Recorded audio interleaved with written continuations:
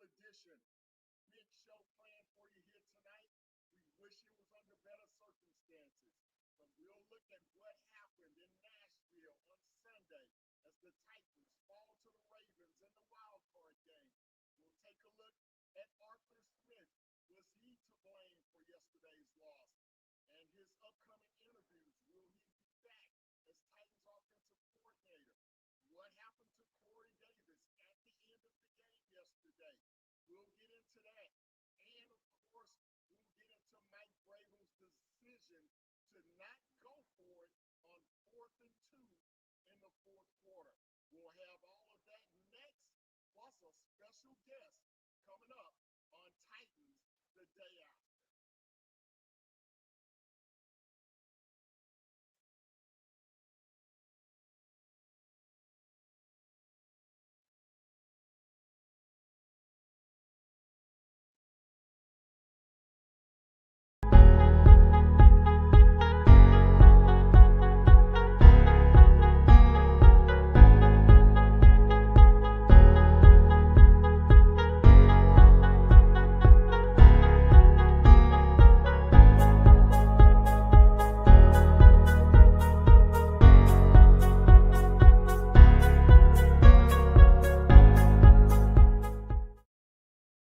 Hi, everyone, and welcome to tonight's show. We got a big show planned for you here tonight. Welcome to at Kmore Sports Titans the day after. Before we get started, we just need you to do a couple of things for me. Go ahead and hit that subscribe button, hit that like button, get your comments in the comments section. We'll go as long as you want to go tonight, as this is the final football edition of Titans the day after. I got a special guest coming up in just a couple of minutes. But first of all, I got to get a couple of things off my chest solo about yesterday's game. First and foremost, if you would have told me that the Titans defense would hold the Ravens to 20 points, if you would have told me that the Titans defense would have 5 sacks against Lamar Jackson, if you would have told me that the Titans would have held the Ravens under 200 yards of total offense, and if you would have told me the Titans had a 10-0 lead in the first quarter, that we would be broadcasting this show tonight with the Titans losing 20-13, you could have bought me for a penny. Because with as elite as the Titans offense has been this entire season, for the defense to finally show up and actually do their part, for the offensive coaches, and the offensive players to let this team down is quite alarming. To talk about this and everything related to the ball game, I'm going to bring in my guy now, the Blue Enforcer in the house, Titans in Truth. Welcome to the show, my man. I know you're fired up. I'm fired up about what happened. Welcome to the show. Thank you for joining me, brother. Much appreciated. Glad to be here. Hopefully, it's been a rough 24 hours. I could definitely say that it's it. This is probably one of those games I want to forget about. I definitely want to forget about this. It's just when you say an offense that averages over 30 points a game only has 209 yards of total offense and scores 13 points. That's just that is alarming, and that is very, very disappointing and just downright messed up. Yeah, I agree, my brother. I agree. And it seemed to me that I don't know how much planning Arthur Smith really put into this ball game. And we're going to get to that a little later in the show. course, he's got some job interviews coming up this week. So I don't know how much that played into everything. I wanted to ask a couple of guys. There was a couple of comments in the comment section saying that they can't hear me. So give me one moment. Blue Force, I'm gonna let you take over for 1 second. I'm gonna make an adjustment on my end. But go ahead and give your thoughts as to what's going on, and then give me one moment to try to fix my sound. No problem there. I mean, that definitely took me by surprise to find out Arthur Smith interviewed for a job the very night after you lose a big ball game. I mean, I think honestly enough, I would have waited. I would have honestly waited a few, maybe, at least until today. But I definitely, understand that, he had an interview with the Chargers today. He had an interview with the Falcons and the Jets today. He has an interview with I want to say the Lions tomorrow. He has an interview. So, I mean, I don't, maybe that played a part into that. I mean, I think a lot of people said it didn't, but I mean, still, that is a little something that I was like, what? Like, it just took me back a bit saying, job interview on the night you lost the game. I'm like, I think I would have waited till today to do that, but you know how teams are. They're trying to get a jump. They're trying to get a jump on things, and they want to get it done as quickly as possible. But I mean, it does look like Arthur Smith is pretty much gone, but we don't know yet. Not 100%. But that one was just a bit shocking to me, to be honest. Actually seeing that, and it was a lot of things that happened with yesterday's game that just had me just shaking my head in just pure disappointment and just I'm I'm sorry, everybody. I'm trying to find kind of a Well, silver line, while but you get there's your not words one. together, let me make sure everybody can hear me now. Now, can you guys hear me in the comment section? Let me know if my sound is coming through loud and clear, because I want to make sure that I am heard here tonight. There's some comments popping up about Arthur Smith right now. Ian says he's interviewing with the Jags. Out of all teams on the night that we lost the playoff game. So yes, Arthur Smith had an interview on Sunday night after the game, and my Mm-hmm. thing with that was, if you're gonna interview for a job, I have no problem with you interviewing for a job, but there's only two things you can constantly. We've all had job interviews, and we Yep. prep for job interviews. And what we Yes. do is you have to take time to study that organization, find out what they need, find out what's going on within what their situation is. And for Arthur Smith, you know, for every minute that he took to prep for that job interview, that was minutes, that was hours that he took away from preparing for this ball game. You know, I you agree. can't do both. You cannot prep for a game and prep for an interview and do both of them very well. You just can't do it. Something's gonna lose. Now they can hear me. Thank you guys. Appreciate it. You're gonna lose something if you're trying to think about in the back of your mind, oh, I gotta prepare for this ball game. That's why college coaches now, when they want to interview for a job, they usually have to wait to after the bowl game or wait to after the playoffs because it's a big distraction when you're interviewing for a job and then you're not completing the job that you have at hand. So I don't know Mm-hmm. how much Arthur Smith really put into this ball game. You look at the amount of first down runs to Derrick Henry that were very None. unsuccessful. But every time he threw the ball on first down with Tannehill, it was very successful. So why would you Mm-hmm. go away from that? It made no sense at all. So I really think Arthur Smith, just obviously not on purpose. He loves his job. He loves this team. but he also has to think about himself, and he also has to prepare for that next opportunity. And I think that just rubbed me the wrong way this morning that I saw that he had an interview last night on the same Yeah. day that he has a playoff game. I definitely hear what you're saying on that. And I mean, I think again, like I said earlier, it just kind of took me back. It took me aback for a second because I'm thinking, whoa, wait a minute.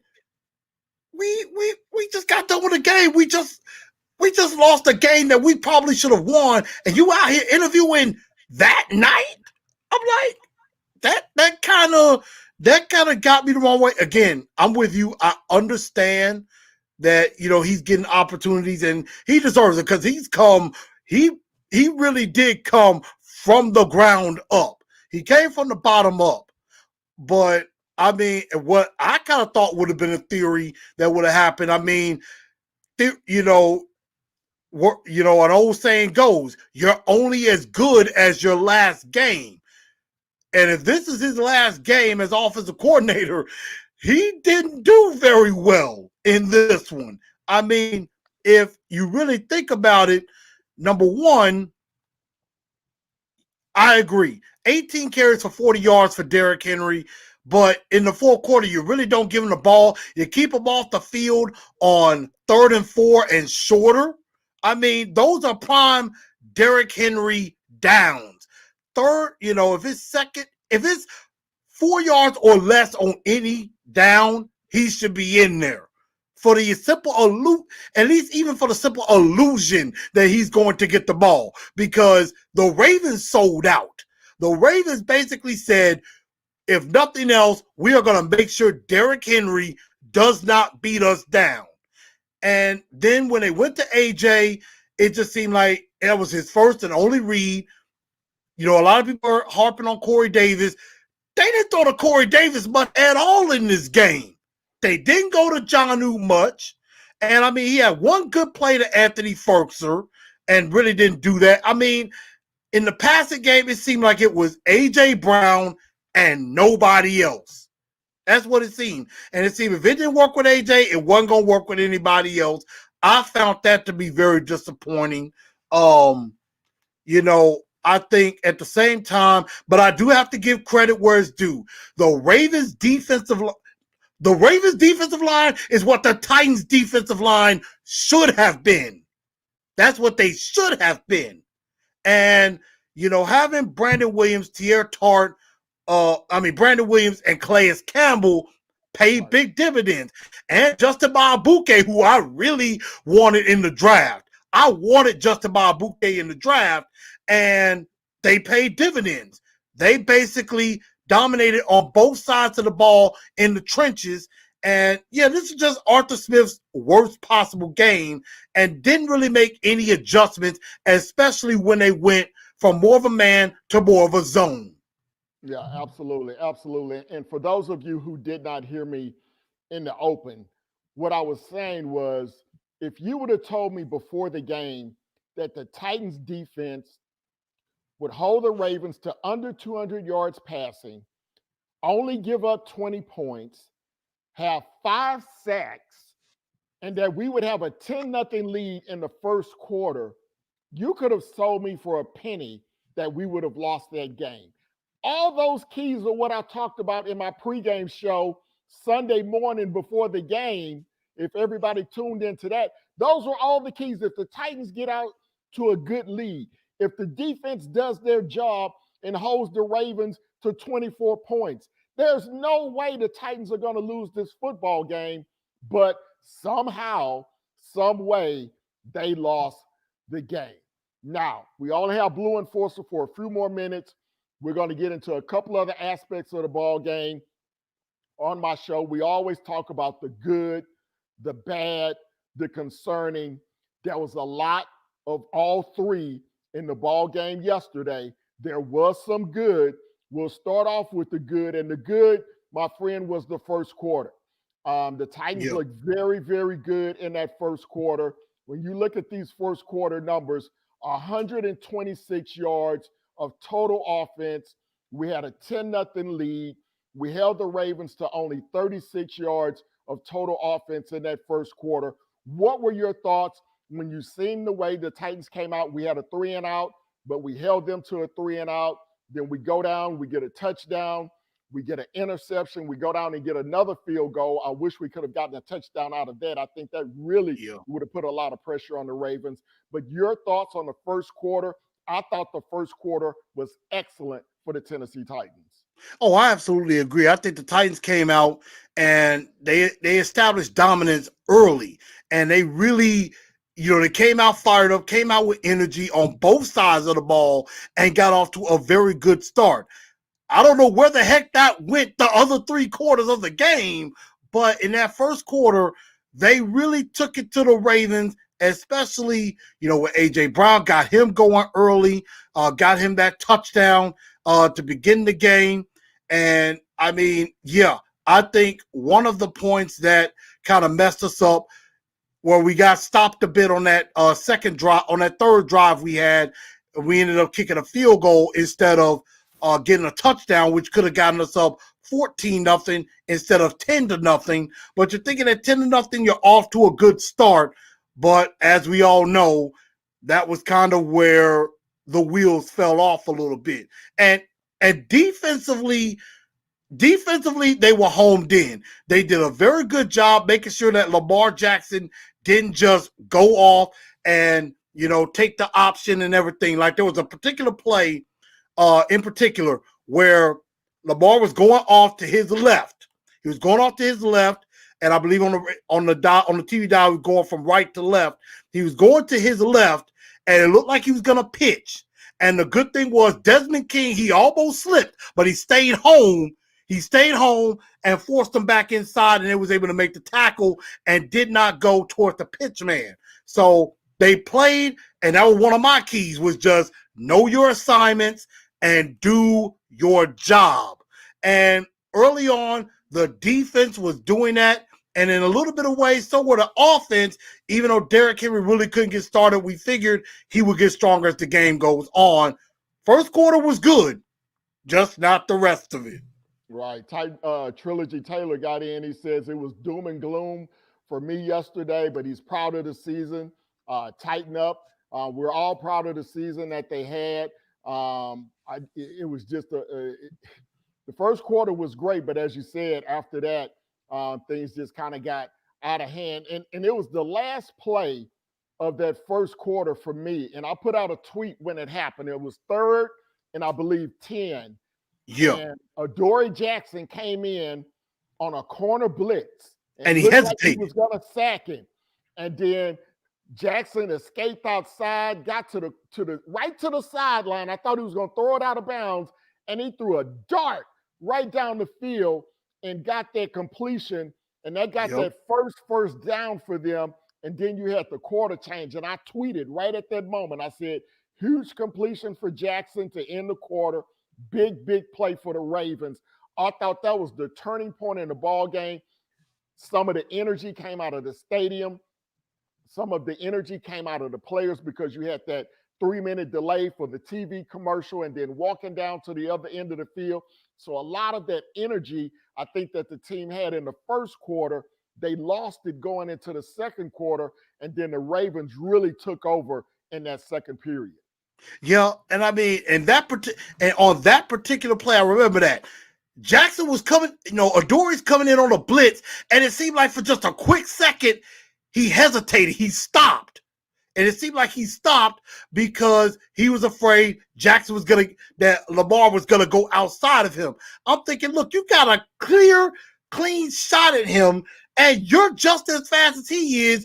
Go full in on him. Go get him. Don't go there and then just stop, like, which way is he going? Which way is he going? And you're right. When he got to the sideline, I think he's going to throw it away. That was a major third down. If he throws it away or you get him off the field, incomplete pass or anything like that, they're punting the ball back to you to start the second quarter up 10-0 with a chance to really go either 13-0 or 17-0 and really blow this game open a little. And I mean, it was, I saw that when you tweeted it. That was the beginning of the turn. And that's kind of when, like you said, the wheels fell off. Right, right. So now let's look at the numbers at halftime. So in the first quarter, you saw how much the Titans dominated, had 126 yards of total offense. Look down in this bottom right hand corner. Titans only had 119 yards at halftime. They had -7 yards in the second Mm-hmm. quarter, only one first down in the first quarter. And then look over to your left to the Ravens. 4 out of 7 on third down. They're starting to get their third down efficiency up. 105 yards rushing. Lamar Jackson starting to move the football. 170 total yards, even though that last column on the right, the Titans had 4 sacks in the first half, but still could not hold on to the lead because they still could not get off the field on third down. And I want to say that Lamar Jackson touchdown run, I believe, was on third down, if I'm not mistaken, because they were doing a very good job of containing him. And the only problem with that particular play, they were coming, and Landry just couldn't get to him, and Jeffrey Simmons just missed him. Like, he was about to put his hand on him. Lamar steps up, gets in, and it was kind of a parting of which where that whole middle grass was wide open. You would think that there might have been a spy, maybe like a David Long or somebody spying in the middle, just to make sure if he steps up into the middle right there, you got somebody right there to either force him left or force him right into more help.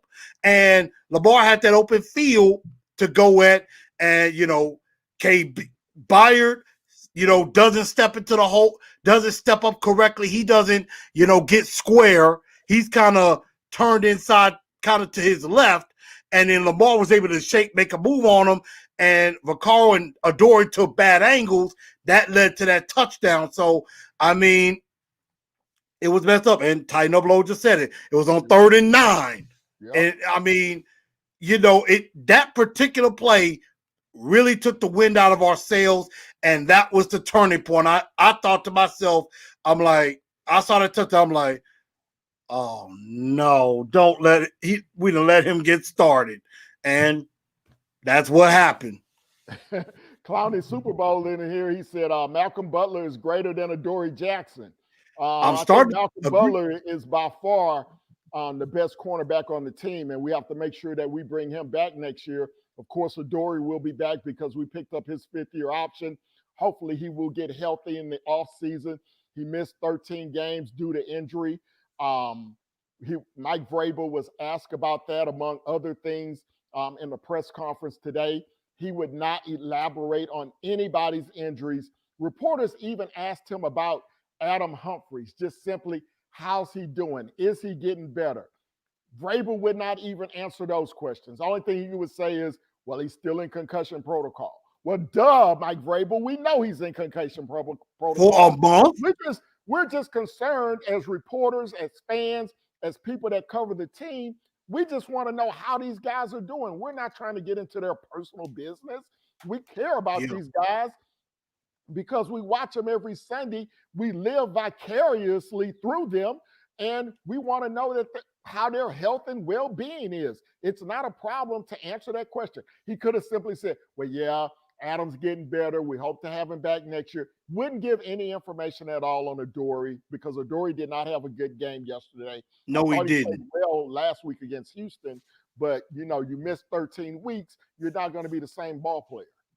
Yeah, and I agree with that because, I mean, obviously he was tasked with stopping Hollywood Brown, because that guy is ultra fast. So you figure Adoree's the fastest corner we got, and you thought that might happen, but Marquise Brown was kind of doing his thing.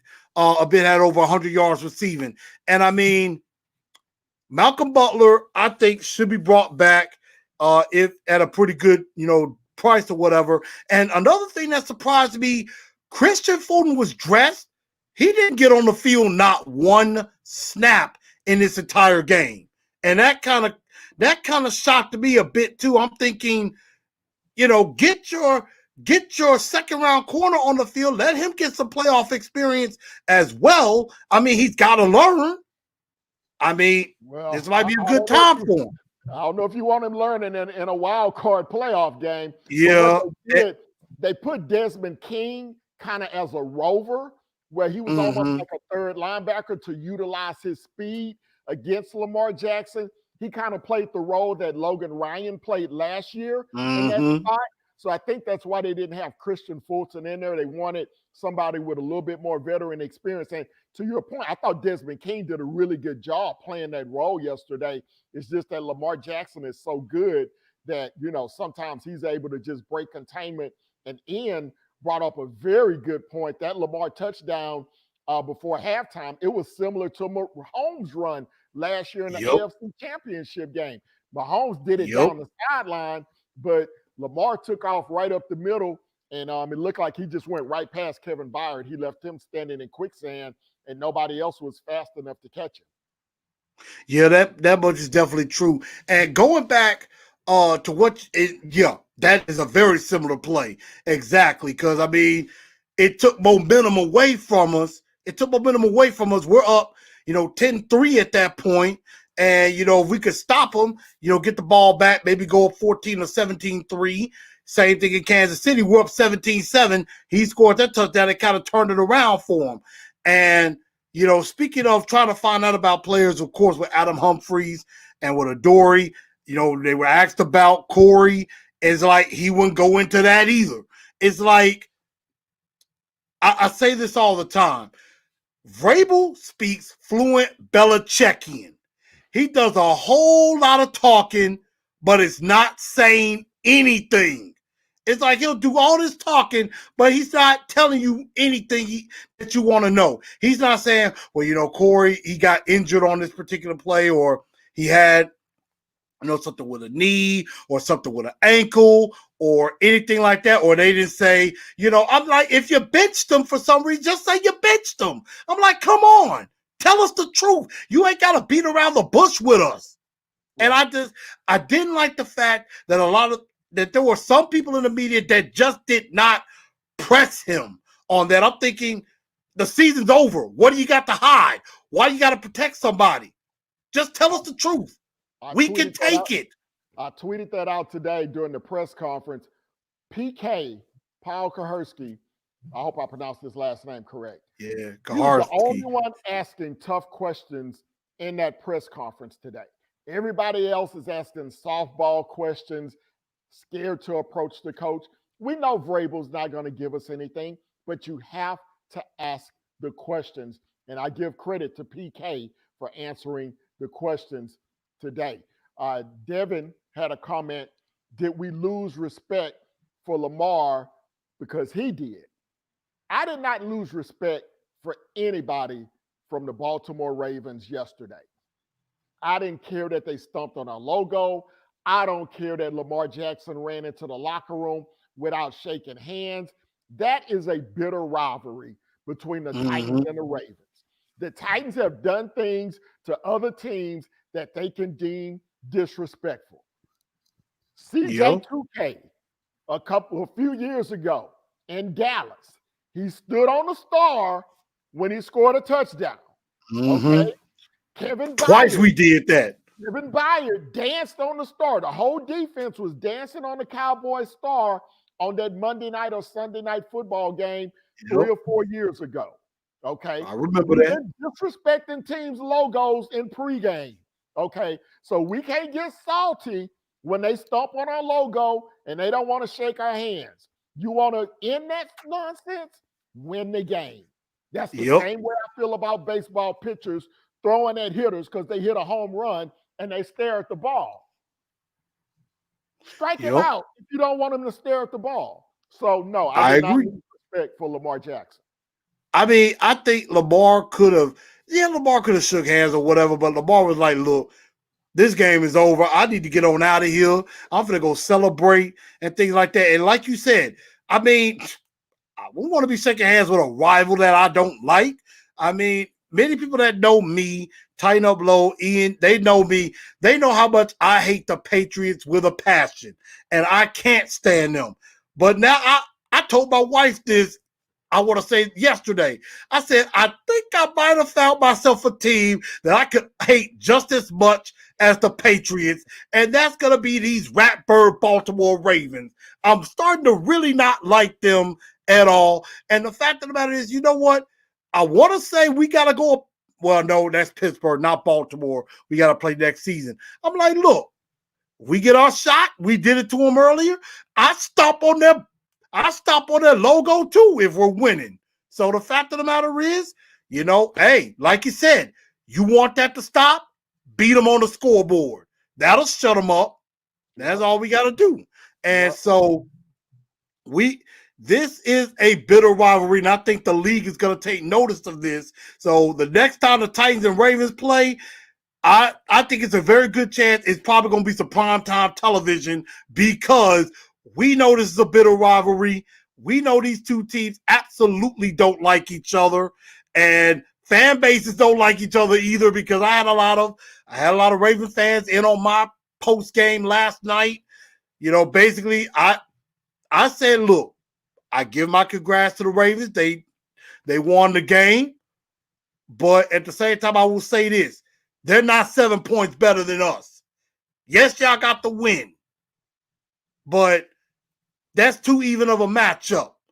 The next time, we could be the victors going forward. All right. Well, let's look at these final game stats to conclude this particular segment.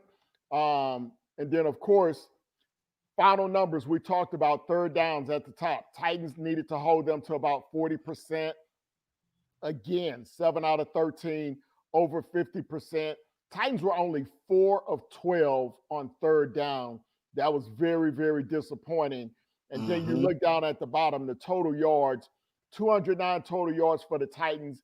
That means we only had 83 yards of total offense after the first quarter.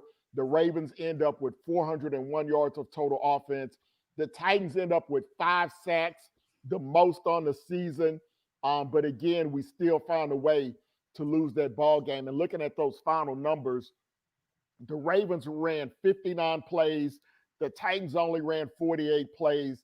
And again, to me, that comes back to Arthur Smith running the ball so much on first down and really putting us behind the sticks where we really didn't have a lot of options open to us. And one thing I was very disappointed in, one of the many things I was very disappointed in, is the lack of not calling that zone read on third and short. Or the read option. Keep the ball, the read option. That play has been successful every single time Sure has done it this season. And for whatever reason, Arthur Smith took it out of the playbook this week. And I don't understand why. And that really had me ticked off. I agree. I was thinking about that myself, and all I kept thinking is, where's the read option to fake the Derrick Henry and Tannehill runs it? I'm like, that has worked every single. I don't remember one time where that play has not worked. I honestly don't. I know Austin Stanley from A to Z Sports, they talk about, how they're sick of that whole toss play. How they sick of that whole toss play. I'm like, I don't like the fact they didn't run any read option. I would have ran that on the drive where he punted on 4th and 2 instead of going for it. That would have been the perfect situation to run that read option. Run that on 4th and 2. It works every time. And instead, Tannehill probably could be running free either for first down or into the end zone. That would have changed the game if they ran that play. I don't know how or why they didn't do that. And I don't even know how or why Vrabel didn't go for it on that 4th down. That really ticked me off. That really had me angry and fired up for some reason. Vrabel just basically, he made some mistake. He didn't learn from some of his mistakes from before. They didn't go with what worked. They went away from what was working, and it cost them. Well, my man, I know you said you had half an hour. I'm about to get into that 4th and 2 discussion. If you know what, want I'm to gonna stay stick. on. I If can you stick a little bit longer because want to I stick definitely around, you want to talk can. about that. Yes, sir. All right. Well, so we're gonna keep the blue enforcer a few more moments. We're gonna talk about this 4th and 2 situation. And here's what I tweeted when it happened. I was done. You punt on 4th and 2. It made absolutely no sense.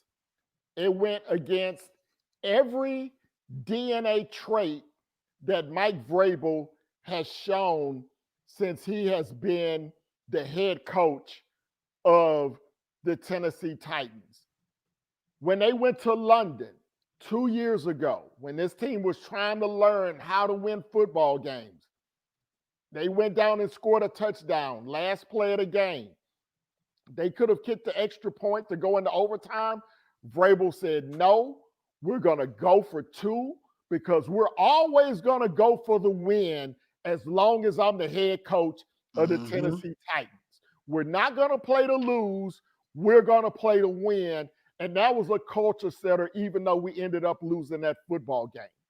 But Yep. then he comes back yesterday on 4th and 2, and he decides that he's going to punt the football away to Lamar Jackson, who over the last 2.5 quarters has been shredding our defense running the football, not throwing the football, hadn't put a lot of points on the scoreboard, but they're dominating yardage and they're dominating time of possession.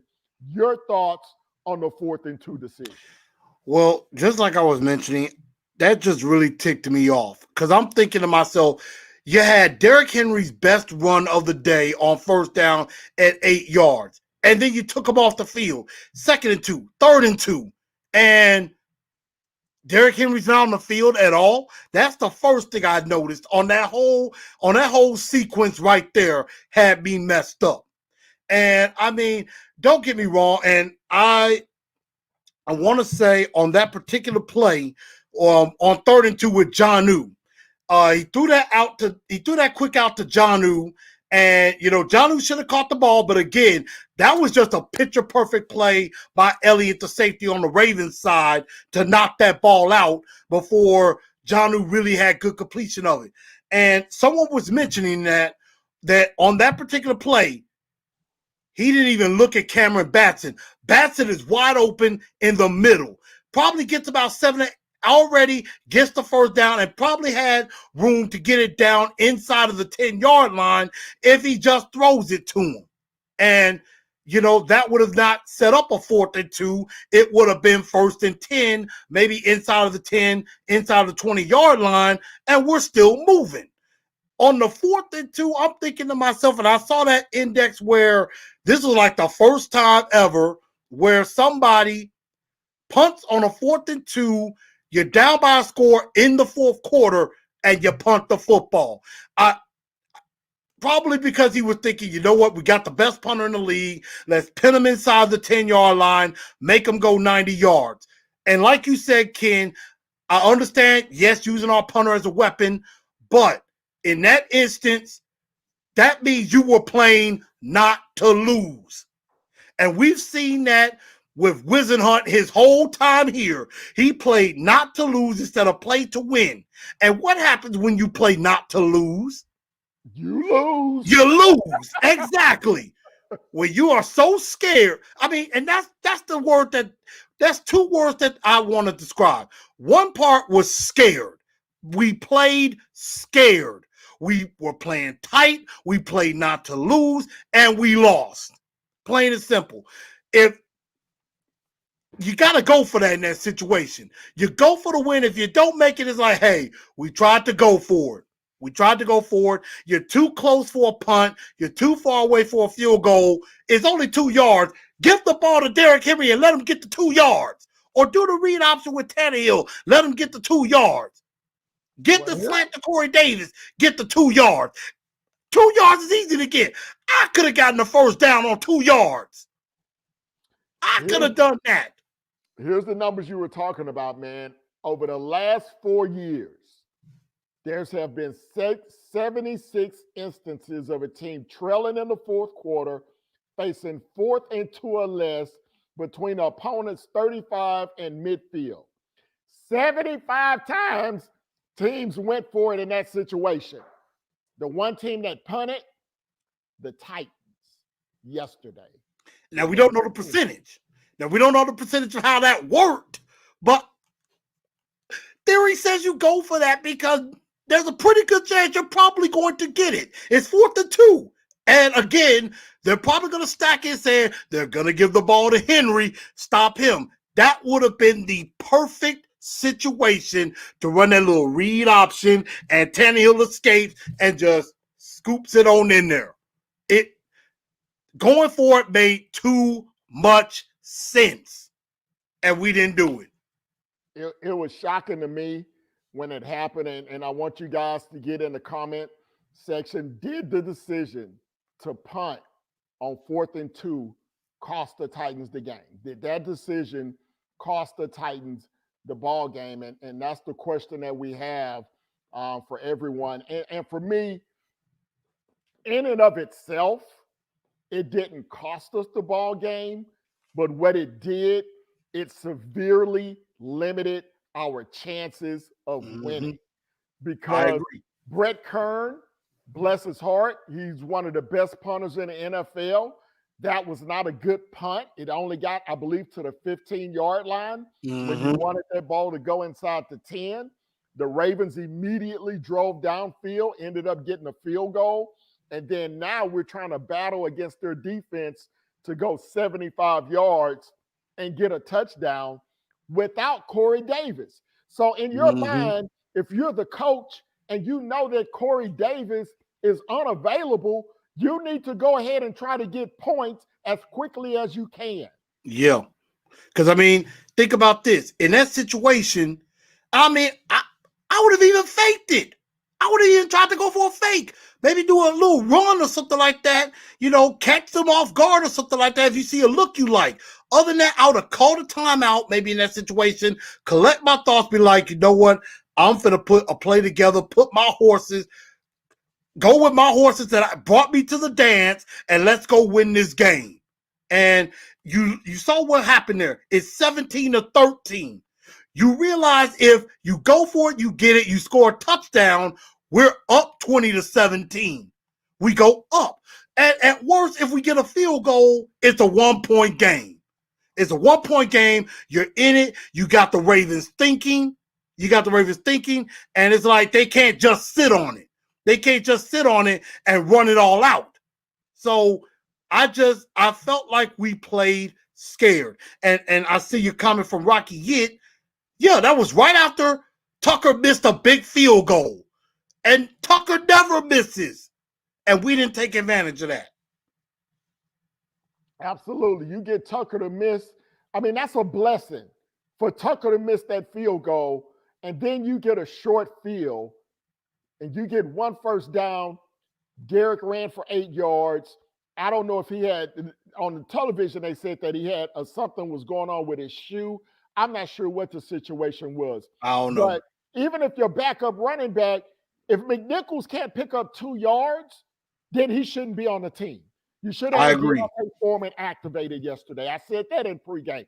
I No, want he Deontay wasn't. Yeah, Foreman activated, and he I was agree. deactivated.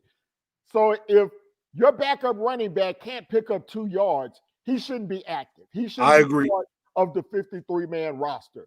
So let's look at some of these comments. Big O Titan finally getting in to catch a live There you show. go. The team outkicked its coverage, spent some money in free agency and impact players. We're going to talk about free agency a little bit later in the show. Trilogy Taylor absolutely cost us, but part is the 2nd-and-2 to 3rd-and-2 play calls were terrible play calls as well. And then Ian back in, not having Henry in on that 3rd-and-2, not going for it on 4th-and-2 were detrimental. All of that was very detrimental and a huge, huge reason why the Titans had to take that L yesterday. And again, Vrabel, people did ask him about that. Paul asked him about that in the presser today. Of course, he didn't have a legitimate answer. You know, we play to win. We try to figure out how the ball game is going and whatnot. But if you don't have Corey Davis, available, and all you have is A.J. Brown and Westbrook Akina and Khalif Raymond, and oh my God, that interception to Khalif Raymond. Yeah. What was Tannehill doing? Why are you throwing the ball to Khalif Raymond? Khalif Raymond Mhm. hadn't caught a pass and I don't In know two when. months. In 2 months. And I heard about this too. The last time he caught a pass, I heard this on the radio today, was against Cincinnati. That was the last time he caught a pass, and he hasn't caught a pass since then. And I'm with you on that. It was that because I haven't went back and watched the play, but from what I heard, AJ beat his man.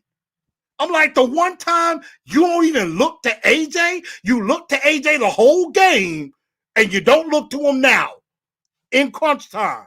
In crunch time, I'm going to AJ, or I'm going to Janu, or I'm going to Ferkser. I'm going to somebody else other than Khalif Raymond. And Nick Westbrook Akita, what the heck is he doing on the field? Now, granted, he caught 2 passes, so I'll give him that. He Yes, he caught both of his did. passes. You know, Batson, you could have used him more as a speed guy. AJ beats his man. If nobody's behind him, he either get a big gain or a touchdown in that situation. And it was that. And, you notice where, Corey was on the bench like this. He was a bench, no helmet.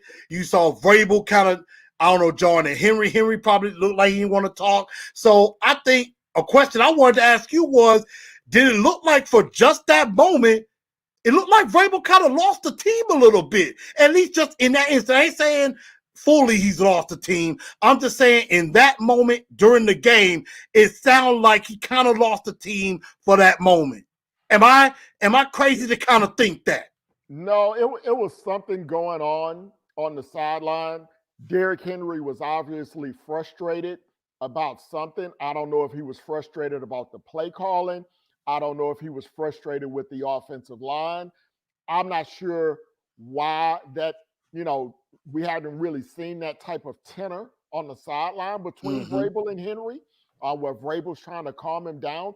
Maybe it was something the Ravens did to Henry and he was trying to get Henry to shake it off and not retaliate. A lot of things goes on at the bottom of piles that we're not privy to. And we True. both play football and we know that the other team can get under your skin. So it Yep. may have been a situation where Vrabel was just trying to calm Henry down. We didn't see Henry really coming back at him. Henry was just kind of taking it in, listening. He was responding a little bit, but I think Mm-hmm. everything is fine as far as that things happen on the sideline in the midst of battle. But a lot of people were talking about Corey Davis today on a lot of media chats that Corey gave up on the team and Corey quit on the team. That is far not the case. I agree. Vrabel talked about it. He clarified it in the press conference today. And he said if Corey was available to play, he would have finished the ball game. Period. Yeah. End of story. He wasn't going to discuss the injury. So we don't know what the injury was to Corey, but apparently he was injured. And that is the reason why he did not finish the ball game. Right. So that definitely clarified it a bit from me on that, because I was wondering that too. I'm like, biggest drive, season defining, and one of our top receivers is not in there. I'm like, what's going on? So, now that that's clarified, I understand that. But yeah, that that interception, yeah, that was probably one of Tannehill's dumbest decisions. And I mean, don't get me wrong, love Tannehill for everything that he's done, and he's done a great job all season. But that particular play summed up the entire day. It was indicative of how the entire day went, and how, I just, if you saw my post game, I really couldn't find many ways to be happy about what transpired and really what this entire season meant, to be honest. The entire season for me, it was a disappointment, man. I mean, I'm not big on division championships. Yeah, it's nice to go to Academy or the NFL store and buy a shirt and wear it around all summer. saying that your team won the AFC South. We haven't won one since 2008. So that's cool and all. But I would be a hypocrite if I was dancing about a division title because I'm from Houston, Texas. And that's all they celebrate in Houston, Texas is division championships with the Mhm. Texans. That's all they brag about. And they've never been to an AFC championship game, never been to a Super Bowl. So I would be a hypocrite to say, hey, yay, I'm happy about a division championship when we're one and done in the playoffs. And our whole goal was to win the division to have a home playoff game, to have a I home agree. playoff game for those fans in Nashville. Nashville allowed the most fans of any stadium to come this weekend. Over 14,000 fans at that football game yesterday in the middle of a pandemic. And for the team to jump out to a 10-0 lead and still not have the wherewithal to hold that lead, and the way that they lost that game in the fourth quarter by not being aggressive, that's really what stings for me. And that's what really puts a sour taste in my mouth going into the offseason. I agree. And I mean, I'll go a step further than that. And I said this on my show on my post game last night. What was 2020 for me? It was a massive failure. I know there's a lot of people that will say, you know, oh, the Titans had you gotta say the Titans did good. They had a good season. My mom tried to tell me that. She was like, they did good. They had a good season. I'm like, no, no, no. I'm like, no, I'm not gonna be like that. We tell the truth. The truth of the matter is, yes, for that whole week leading up to this game, yes, winning the division title was great. Celebrated that. But losing this game in the first round, bounced in the first round, it makes that division title practically meaningless to me. You do all of that to get to where you win a division title and host a home playoff game. That is a step to get to the Super Bowl and make it an easier road, yet you squandered that opportunity and you lost. So it was a massive failure. And I'm not just talking about, just this entire season. I mean, 11-5. Hey, I'm not gonna lie, that's great. We got over the 9-7 curse. That's good too. But in the end, our season's over when it shouldn't be. And it also goes back to the previous offseason where the failure began. And we could put a lot of stuff on Arthur Smith and on Mike Vrabel, but a lot of blame also needs to go towards John Robinson. He stunk this offseason. And I think, and anybody that says that he didn't and give him the benefit of the doubt, you're lying to yourself. Yes, he tried to go get Clowney and Beasley. That didn't work. You got absolutely nothing out of this draft class. You don't re-sign Logan Ryan when you should have. I understood the Jarrell Casey trade, even though it hurt my heart. It hurt my soul to see Jarrell go. I understand why, but it shouldn't have happened that way. But at the end of the day, you didn't get to where you were going, where you were supposed to go, and this was a failure.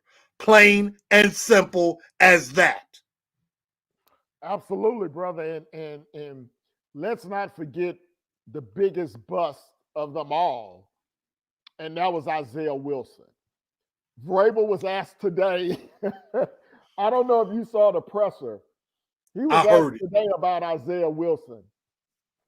And Vrabel said, and I'm paraphrasing, I cannot comment on Isaiah Wilson because I cannot eloquently put together the words to describe the situation. That tells you right there. That tells you right there. It's like he's not. I will be shocked if he is on this roster next season. If he even makes the 53 next season. I know we'll have to eat some money, but I would be, I'm going to use a crazy word, flabbergasted if he's on this roster next season. Yeah, man, I would be too. I think they're going to try to find a way to get out of that contract. maybe breach of contract, or maybe if he violated some of the things in that contract, where they can try to save some money financially against the salary cap. Um, Vrabel also mentioned that he wants to find players that love football. Clearly, Isaiah Wilson and Vic Beasley did not love football. I think most of us saw that Big Beasley did not love football in Atlanta. Why we signed him in the offseason, I have no idea. Now, I love the signing of Clowney, primarily because I got the information first before anybody else did. But I also love the idea of having Clowney on the roster because I thought he would be able to bring some tenacity. And remember, Clowney's only 27 years old. We think of Wow. Clowney as being around for 10 years. Clowney's only been around for, I believe this was his 6th or 7th year in the league. So he's still a relatively young guy in football years. I don't expect the Titans to bring him back next year, but I wouldn't be shocked if they did, if they could come to agreement on some type of small incentive-laced deal. But we'll take a quick look at the Titans free agents for next year. And here's a look at some of them right now. And these are some of the guys that the Titans are going to have to make decision on. If they want to bring some of these guys back. Clowney, Daquan Jones, of course, Corey Davis, Gotskowski, Pruitt, Jack Crawford, to name a few. Those are a couple of the guys. Your thoughts on this list? And we have a second page as well, but this initial list right here, who would you want back off of this list if it works salary cap wise? I mean, and I'll say this, and then I'll probably jet off in a moment. Yes, But sir. I mean, I would say if you could get Corey Davis back at a reasonable deal, maybe, even though this last game left a sour taste in all of our mouths. Clowney, yes, I think even though Clowney didn't get no sacks and it was disappointing, I would do that deal 10 times out of 10 again. And this is why, and I know people will say I'm crazy. At least with Clowney, he tried. Clowney was trying. He at least was giving some effort. He at least was giving a damn. Excuse me. But you could tell Vic Beasley checked out the second he signed and everything. He didn't even try to come to camp on time or anything. Clowney, as soon as he signed, was there. He was trying. He was giving effort. I will never, ever take that away from Clowney. I know that doesn't mean anything, but he was giving effort. Daquan, maybe if we put him at the nose or something like that. I think I've been saying it all year. Jeffrey Simmons needs a true running mate to play on the other side. Maybe put Daquan in the middle. But Simmons needs a running mate. Yeah, I agree. I wouldn't have a problem bringing Clowney back. And we'll discuss this a little bit further with everybody else remaining in the chat. But I know you got to get out of here, my brother. I want to thank you for helping me out this season. Best of luck to you. Let the people know where you are, what you have planned for the off season, and what shows you may have coming up throughout the rest of the playoffs and into the draft. What do you have going on for the remainder of 2021? Well, as some of you know, and if you don't know, you can always check me out. Search Titans and Truth on YouTube, the channel. Definitely make sure you subscribe to the channel if you haven't already. Help me get to 1,000. Help me get there. I'm trying to get there. We're going to get Ken there too. Also on Facebook at TNT Enforcers. On Instagram at Titans_N_Truth. On Twitter at TNT Blue Enforcer. I will be doing a show, a season award show on Wednesday, giving out awards. Most valuable Titan, who was the dunce of the year, even though we know Isaiah Wilson will probably be the dunce of the year. I'm talking about who played. We're not talking about Isaiah Wilson. We know that's an easy one. But we'll also start taking a look going into the off season.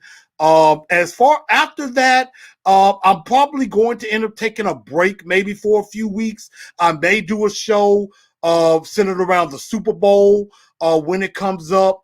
I may do a small, quick show maybe after the Senior Bowl if I hear anything about that.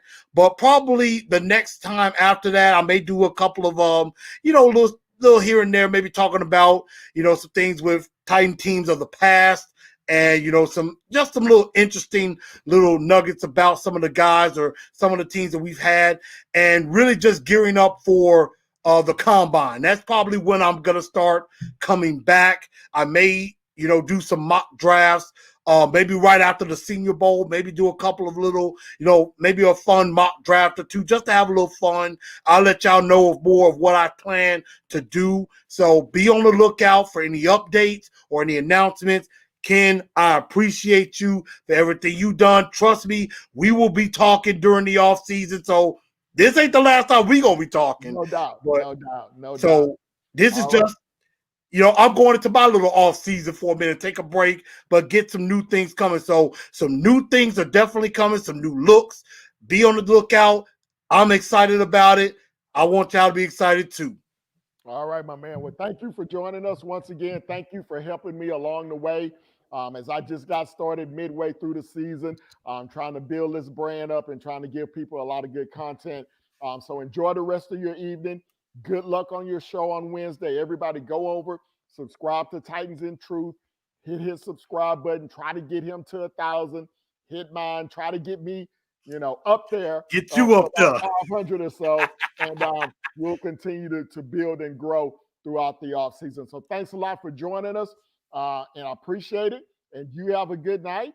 But for the rest of the folks in the house, we are still here. We're going to still continue to grind, and we're going to continue to look at this free agent class for the Titans coming up for next season. And again, Jadeveon Clowney, Daquan Jones on that front line, along with Corey Davis. Stephen Gostkowski, will he be back? He had a good second half of the year. He didn't miss a kick, I think, for the last 6 or 7 games. So he was pretty good. Jack Crawford really did not bring a lot from Atlanta. I do not expect to see him back. I do like McCole Pruitt. He was a good, solid tight end for us. Sambrailo, not so much. When he was in the lineup replacing Taylor Lewan, in my opinion, he really didn't do a great job. I believe that Quisenberry actually did a better job than Ty Sambrailo, so I would not expect him to be back next year. Will Compton had his moments, probably won't be returning next year as well. As we look at a couple of other guys um, that are free agents, these are some of the big ones. Jonnu Smith, Jayon Brown. Those are the big guys that we have to be concerned about if they're going to be back next year. Jayon Brown is going to be a huge decision because for the second year in a row, he ends the season on the injured list. Jonnu Smith, he really didn't have a good second part of the season. A lot of games with only 1 or 2 catches. He did have a lot of touchdowns on the season, but it was a down year for Jonnu Smith when you compare to the expectations that we had for him this season. Now, was that more because we were beat up on the offensive line and he had to spend more time blocking as a blocker? Or was that because of injuries? He did have some ankle injuries throughout the season that limited his production. So it'll be interesting to see if they bring Jonnu Smith back as well. It's going to have to be a lot of calculations by John Robinson, by Mike Vrabel, and by that staff to depend on who they want to come back. And Vrabel talked about in his press conference today that it's a 3-way process of guys coming back to the team. 1, the guys have to want to be here. 2, we have to want them back. And then 3, we have to come to a financial arrangement that's good for the player and that's good for the team. So I'm interested in you guys' comments. If you have some comments on who you think we can bring back, who do you want to bring back, who are you comfortable letting go? I really do not want to see Corey Davis go. I think Corey Davis is an integral part of this football team. Um, Jonu Smith, Ian says it's 50-50 on Jonu. I think it's 50-50 on Jonu as well. It depends on what type of money he commands. Obviously, with the season that he had, he's not going to get top tight end money. He's going to have another good season before that happens. But can he get demand $6, $7, $8 million a year? He may be able to get that on the free agent market. Maybe he wants to go to a team where he's more of a feature receiver instead of a blocking tight end. You see that a lot in free agency. So this is his second contract, and he's going to try to get as much money as he can for it. Right price, you would bring Jonu back, but Fursker can do the job. Fursker's very underrated, very good guy to have on the team. Obviously, I think the Titans still have option on him to bring him back. So I expect him to be back in the fold next year. He's one of Tannehill's favorite targets. Appreciate it, Trilogy. Love the content. Appreciate that. Ian said that he would like to have Clowney back. I like to have Clowney back too if he's healthy. Problem with Clowney is that he tends not to play 16 games. He's just a very fragile guy that plays a very physical position. And typically those two things do not go together. So we'll see what the future holds for the Titans and their free agents and what it holds for this football team. It's unfortunate that we're talking about this already. Nobody expected this in round one of the playoffs that we would already be talking about the Titans and the offseason. But that's what it's come to for the Tennessee Titans this year. So unfortunately, again, the Titans come up short this weekend. They lose the ball game. That's going to be it for our show for tonight. We will have some more shows coming up throughout the playoffs. We will be talking about teams as they advance throughout the playoffs. And we'll also be having probably a Super Bowl show within the next couple of weeks to talk about what happened. But again, for those of you that may have chimed in late, we talked about the Corey Davis situation. He was injured at the end of the ball game yesterday. That's the reason why he was not on the field. We talked about the 4th and 2 decision making of Mike Vrabel not to go for it on 4th and 2 and how it really cost this team an opportunity to pull out this game at the end. And then, of course, Khalif Raymond slips down on that final pass from Tannehill when it looked like he had A.J. Brown open on the other side of the field for a potential long pass play. But nevertheless, it did not happen. Before we go, I want to give a huge thank you, not only to the Tennessee Titans, but to the entire NFL and to all of you guys for joining me on my channel throughout the season. The NFL completed 256 games in the middle of a pandemic. In August, September, we did not know if we were going to have football. I was so very thankful for everyone in the NFL that sacrificed to help make this season a possibility, to help the Tennessee Titans to help make this season a possibility, to make it possible for at least some fans in various stadiums, including Nashville, to be able to attend football games this season. It was not an easy task, but it gave us 4 months of diversion away from what's going on in the rest of the world. I'm going to miss it for the next 7 months. I will enjoy the final 2 to 3 weeks of NFL playoff action, but I will miss not having my Tennessee Titans to root for, as I'm sure you guys will as well. But I want to thank everybody that came in. Thank everybody that contributed to the show. Titan Upload Mr. Titan, Titans in Truth, Tennessee Weekly, the Two Tone Zone. All of you guys, a big thank you for helping me get started with my channel, and a big thank you for the Tennessee Titans on the division championship. A strong effort on Sunday to try to advance in the playoffs, but unfortunately, they came up a little bit short. So if you guys have not yet subscribed to the channel, please hit that like button. Please hit the subscribe button on your way out. And please hit that notification bell so you'll find out what content we'll have going on throughout the off season. I will be having shows if you're NBA fans. I'll be talking about the Rockets. I'll be talking some Texas Longhorn and Houston Cougar college basketball. So we'll have a lot of other sports to talk about throughout the season. So hit that notification bell, hit that subscribe button so you'll know when everything is coming to you. So once again, thank you guys. I appreciate it. Ian, Titans in Truth, thank all you guys for all the information, for joining the show. We appreciate you guys for joining, for sticking with us and supporting me this season. So for now, I'm going to say adios. We will see you guys later in 2021. And always remember, tighten up.